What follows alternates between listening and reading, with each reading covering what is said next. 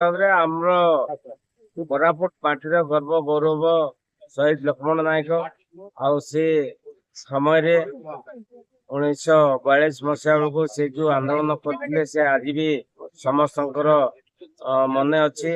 ତେଣୁ ଆମେ ଯୁବପିଢି ବି ଆମେ ସମସ୍ତଙ୍କୁ ଆସ୍ପିଆର କରୁଛୁ ଯେ ସେମାନେ ମଧ୍ୟ ଏ କୋରାପୁଟ ମାଟି ପାଇଁ କିଛି କରିକି ଯାଆନ୍ତୁ। ଏବଂ ଯୋଉ କଥା କହିଲେ ଯେ ଆଜି ପର୍ଯ୍ୟନ୍ତ ବ୍ରିଜ ଖଣ୍ଡେ ହେଇପାରିନାହିଁ, ସେଥିରେ ମୁଁ ବି ଦୁଃଖିତ। କିନ୍ତୁ ଯୋଉ କାମ 70 ବର୍ଷ ହେଲା ବା 79 ବର୍ଷ ହେଲା ଆଜିକୁ ଭାରତ ସ୍ୱାଧୀନତା ହେଇନି, ଦୀର୍ଘ ସମୟ କଂଗ୍ରେସ ଶାସନ କଲା, ତାଙ୍କ ପାଇଁ କିଛି କରିନାହିଁ। ଏବଂ ଗତ ବିଜେଡି ସରକାରରେ ମଧ୍ୟ ତାହା ସମ୍ପୂର୍ଣ୍ଣ ହେଇପାରିଲା ନାହିଁ।